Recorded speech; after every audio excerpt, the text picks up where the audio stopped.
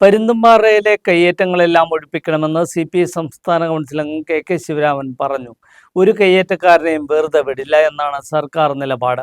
സർക്കാർ ഭൂമി കാശുള്ളവനെ കയ്യേറി റിസോർട്ട് ഉണ്ടാക്കുവാനും അത് സംരക്ഷിക്കാൻ കുരിശ് സ്ഥാപിക്കുവാനും അനുവദിക്കില്ല എന്ന് സർക്കാർ വ്യക്തമാക്കിയിട്ടുണ്ട്. എല്ലാ കാലത്തും ചില ഉദ്യോഗസ്ഥർ സർക്കാർ തീരുമാനങ്ങളെ അട്ടിമറിക്കുകയാണെന്നും അവർക്കെതിരെ കർശന നടപടി സർക്കാർ സ്വീകരിക്കുമെന്നും ശിവരാമൻ കൂട്ടിച്ചേർത്തു.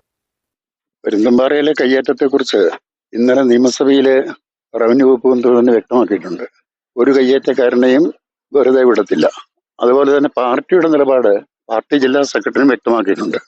സർക്കാർ ഭൂമി കാശുള്ളവന് കയ്യേറി റിസോർട്ട് ഉണ്ടാക്കാനും പിന്നെ കോൺക്രീറ്റ് സൗധങ്ങൾ ഉണ്ടാക്കാനും അതിന്റെ സംരക്ഷണത്തിന് വേണ്ടി കുരിശ് സ്ഥാപിക്കാനും അതിനൊന്നും അനുവദിക്കുകയില്ല എന്നാണ് ഗവൺമെന്റ് വ്യക്തമാക്കിയിരിക്കുന്നത്.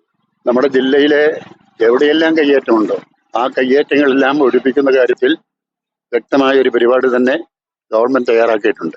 പരുന്തുംപാറയിലെ കാര്യം ഇന്നലെ നിയമസഭയിൽ റവന്യൂ മന്ത്രി തന്നെ വ്യക്തമാക്കിയിട്ടുണ്ട്. പ്രത്യേക അന്വേഷണ സംഘത്തെ നിയോഗിച്ചിട്ടുണ്ട്. നിരോധനാജ്ഞ പുറപ്പെടുവിച്ചിട്ടുണ്ട്.